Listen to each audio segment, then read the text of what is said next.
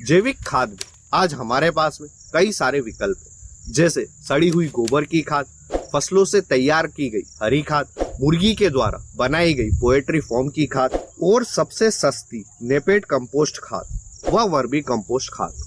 और भी कई सारे जैविक विकल्प हमें मिलते हैं। हम इस वीडियो में वर्मी कंपोस्ट खाद के बारे में A to Z चर्चा करेंगे। वर्मी कंपोस्ट खाद क्या है, इसका किस तरह से उपयोग करते, इसके क्या क्या फायदे हैं और वर्मी कंपोस्ट खाद किस तरह से बनाया जाता है, जानेंगे इस वीडियो में आगे। नमस्कार किसान भाइयों, स्वागत है आपका एक बार फिर से हमारे YouTube चैनल क्रिएटिव किसान। हम इस वीडियो में इन 4 पॉइंट्स पर बात करेंगे। नंबर 1, वर्मी कंपोस्ट क्या है। नंबर 2, वर्मी कंपोस्ट का उपयोग खेत में करने से फसलों में क्या क्या फायदे देखने को मिलते हैं। नंबर 3, कौन सी फसल के लिए हमें कितना वर्मी कंपोस्ट खाद लगेगा पर एकड़।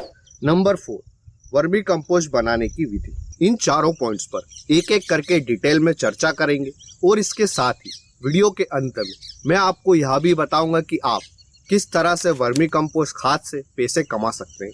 अब यह जानने के लिए वीडियो को अंत तक जरूर देखें। तो बिना समय नष्ट किए आते हैं हमारे पहले पॉइंट पर। वर्मी कंपोस्ट क्या है।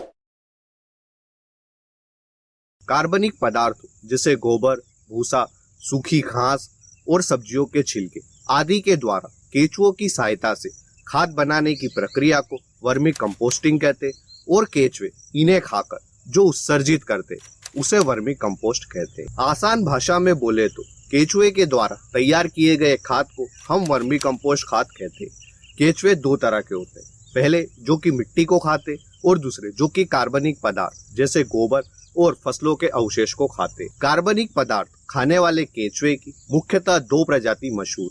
पहली यूट्रिडस यूजेसी दक्षिण भारत के लिए, दूसरी एसिनिया फोटिडा प्रजाति पूरे देश के लिए उपयुक्त है। यानी कि केंचुए गोबर को खाकर जो पदार्थ उत्सर्जित करते उसे वर्मी कंपोस्ट कहते। तो आपके मन में यह सवाल जरूर आएगा कि हम पहले केंचुए को गोबर खिलाएं और उसके बाद में उस खाद का उपयोग करें। इससे अच्छा है कि हम सड़ी हुई गोबर की खाद का ही उपयोग क्यों नहीं कर सकते। तो इस सवाल का जवाब जानने के लिए आते हैं हमारे दूसरे पॉइंट पर। वर्मी कंपोस्ट के फसलों में उपयोग करने से हमें क्या क्या फायदे देखने को मिलते हैं। अगले पॉइंट पर आने से पहले अगर आपने अभी तक इस वीडियो को लाइक नहीं किया तो इसे लाइक करें। हम इस वीडियो पर 2000 लाइक का टारगेट लेकर चलते हैं, तो फटाफट से लाइक करके टारगेट को कंप्लीट करें। वर्मी कंपोस्ट खाद गोबर की खाद की तुलना में 5 गुना ज्यादा शक्तिशाली होता है, क्योंकि वर्मी कंपोस्ट खाद में गोबर की खाद की तुलना में 5 गुना ज्यादा नाइट्रोजन, 6 गुना ज्यादा फास्फोरस और 4 गुना ज्यादा पोटास ये पोषक तत्व अवेलेबल होते हैं। इस कारण हमें वर्मी कंपोस्ट खाद कम लगता है गोबर की खाद की तुलना में, और हम गोबर की खाद की जगह जब वर्मी कंपोस्ट खाद का उपयोग करते तो हमारा उत्पादन भी 25% से लेकर 300% तक ज्यादा देखने को मिलता है।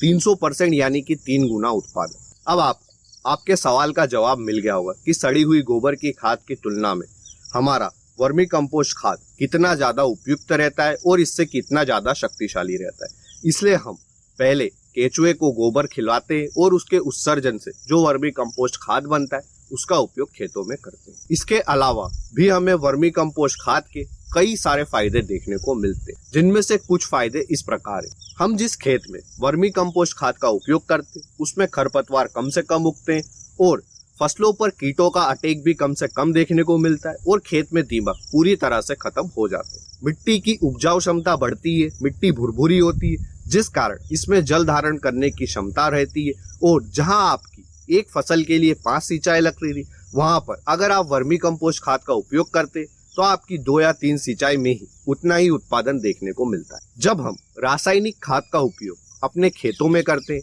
तो हमारी मिट्टी का पीएच इनबैलेंस्ड हो जाता है, लेकिन वर्मी कंपोस्ट खाद के उपयोग करने से मिट्टी का पीएच एकदम संतुलित रहता है और आपको बार बार अपनी मिट्टी का पीएच चेक कराने की जरूरत नहीं लगती। अब सबसे महत्वपूर्ण सवाल जो कि आता है कि वर्मी कंपोस्ट खाद की हमारी अलग अलग फसलों के हिसाब से कितनी मात्रा देखने को मिलेगी।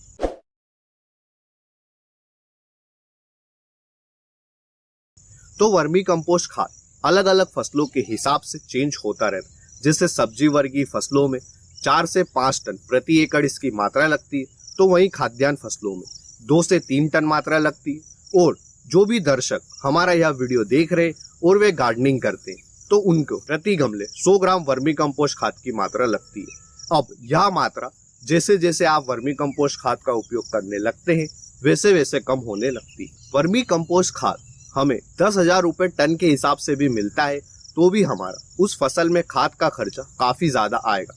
अब सवाल यह आता है कि हम वर्मी कंपोस्ट में आने वाली हमारी लागत को किस तरह से कम कर सकते। तो आप वर्मी कंपोस्ट खाद में आने वाली लागत को सिर्फ एक ही तरह से कम कर सकते हैं, खुद अपने खेत में वर्मी कंपोस्ट खाद बनाकर। अब वर्मी कंपोस्ट खाद किस तरह से बनाएं यह जानने के लिए आते हैं हमारे चौथे पॉइंट पर, वर्मी कंपोस्ट खाद बनाने की उपयुक्त विधि।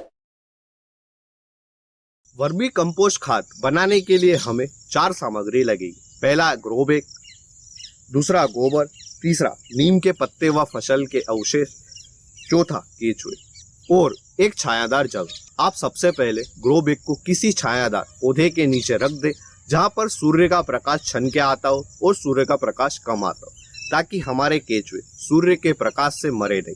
उसके बाद में आप इस ग्रो बैग में 5 से 6 इंच फसल के अवशेष और नीम के पत्ते की एक परत चढ़ा दें। फिर इसके बाद में आप इस ग्रो बैग में यहाँ तक गोबर भर दें, जैसा कि आप वीडियो में देख सकते हैं। अब ध्यान रहे कि गोबर हमारा 20 दिन पुराना होना चाहिए और 45 दिन से ज्यादा पुराना भी नहीं होना चाहिए। गोबर ठंडा होना चाहिए और गोबर के अंदर की गर्मी निकल जानी चाहिए, ताकि हम जो केचुए उपयोग में लाएंगे वह मरे नहीं। उसके बाद में आप 50 से 60% नमी बनाए रखें और फिर आप इस गोबर के ऊपर टाट बिछा दें और उस पर भी वापस से पानी डाल दें। अब वर्मी कंपोस्ट खाद बनाने की विधि बहुत से किसान भाइयों को समझ में नहीं आई होगी और यह ऐसे बोलकर समझाना भी मुश्किल है। इसे हम प्रैक्टिकली समझ सकते हैं। अगर आप चाहते हैं कि मैं आपको प्रैक्टिकली वर्मी कंपोस्ट खाद हम किस तरह से तैयार करें, इसकी बनाने की विधि किस तरह से ले, इस पर डिटेल में एक वीडियो बनाऊं, तो इस वीडियो को लाइक करके 2000 लाइक्स के हमारे टारगेट पर पहुंचा दें और हमें कमेंट सेक्शन में भी जरूर बताएं कि आप यह वीडियो देखना चाहते हैं या नहीं। 1 वर्ग किलोमीटर के हिसाब से 1000 केचुए आएंगे और इस ग्रो बैग में 10 से 15 किलो के आसपास केचुए लगेंगे। केचुए आप किसी भी कृषि विज्ञान अनुसंधान केंद्र से जाकर खरीद सकते हैं। 100 रुपए किलो के आसपास आपको केचुए देखने को मिलेंगे।